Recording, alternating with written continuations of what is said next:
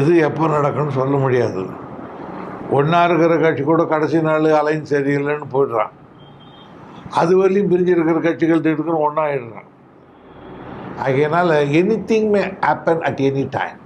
அரசியல் சதுரங்கத்தில் எந்த நேரத்தில்னா எப்படி காய்கள் நவரும், அதை இப்போ பொலிட்டிக்ஸ் சொல்ல முடியாது. அங்கே போகிறேன் இங்கே போகிறேன் இங்கே போகிறேன் இங்கே போய் அங்கே போகிறேன்.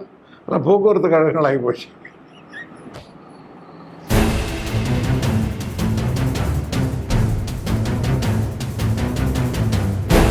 ஒரு கோஷ்டின்றது வேற, கருத்து வேறுபாடுன்றது வேற.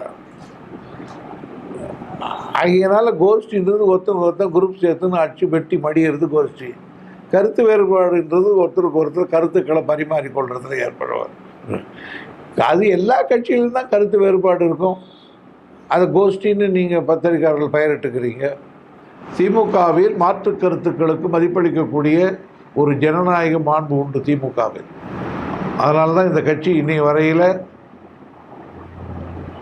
எவ்வளவோ இடையில் கடையில் ஸ்ட்ராங்காக நிற்குதுன்னு கேட்டால் அந்த ஜனநாயக உரிமை இருக்கிறதுனால தான்.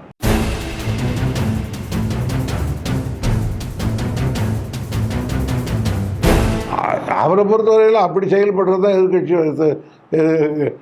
தலைவர் செயல்பாடு நினச்சிக்கிட்டு இருப்பார். நாம் என்ன பண்ணுறதில்ல. நாம் எந்த இடத்துல உட்கார்ந்தாலும் பர்ஃபார்மன்ஸ் பண்ணோம்னா அது சபையில் ஈடுபடும். ஆனால் இந்த ஆட்கள் துரதிருஷ்டமாக பர்ஃபார்மன்ஸ் பண்ண விட மாட்டேன்றாங்க. அவ்வளோதான்.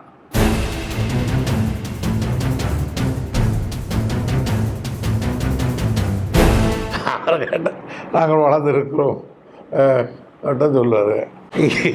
ஓட்டு வச்சுருக்கிற கட்சிக்கு அந்த ஓட்டு சரியாக வர மாட்டேன்றது. அப்படியே அந்த ஓட்டாக மாறலைன்னா அதுக்கு ஒரு நடைபயணம் போகிறாரு. இப்போ என்ன ஓட்டு சரியாக வரலன்னு.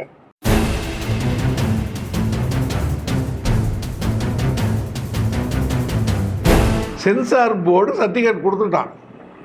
அதுக்கப்புறம் இதில் இன்னும் விரும்பத்தகாத காட்சிகள் இருக்கிறது அப்படின்னு சொல்கிறது நீ யார்?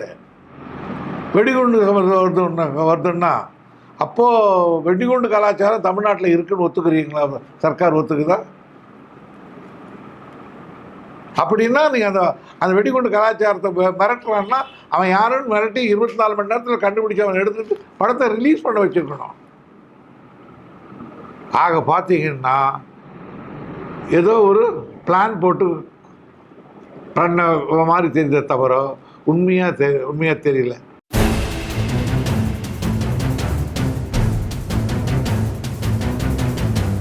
அவங்க புரிஞ்சா நமக்கு என்ன சார்? நாமளா போய் ஒட்டிக்கு போகிறோம் கிடையாது.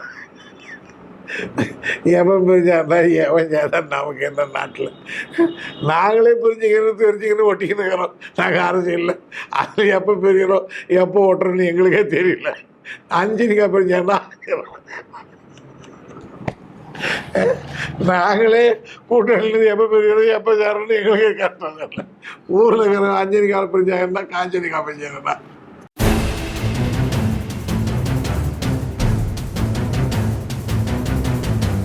ஒரே காரணம் தான். அவருடைய அவர் நான் இன்னும் இளமையாக இருக்கிறேன்னு நினைக்கிறார் பாருங்க. அந்த சக்தி தான் அவருக்கு. அந்த ஆக்டிவாகவே இருந்திருப்பார். இப்போ நான் மதியானம் போகிற ஒரு புஸ்தகம் படிச்சு காலைல நான் போனேன். நீங்கள் இன்னும் உடம்பு தெரியல கொஞ்சம் போய் படுத்து டயர்டாக படுத்துருக்கிறியா படுத்துருக்கிறாரே தவிர ஒரு புக்கு படிச்சுட்டு இருக்காரு.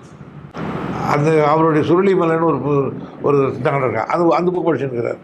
ஏங்க இதை நீங்கள் படிக்கிறீங்கன்னா இல்லை நான் எழுதுன மாதிரியே தான் எடுக்கிறேன், நான் படத்தை மாற்றி எடுக்கிறேன்னா பார்க்குறதுக்கு படிச்சுருக்கிறேன்றார். பாரதி ராஜா தானே எடுக்கிறாரு. இன்றைக்கி அவர் பேராக மூட்டாருன்னா அந்த மாதிரி பதில் சொல்கிறதுக்கு ஆள் கிடையாது.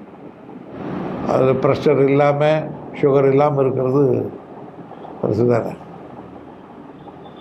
இப்போது டெய்லி ஈவினிங் ஒரு குலோப் ஜாம் சாப்பிடாமல் இருக்க மாட்டார். சுகர் கிடையாது. அதனால்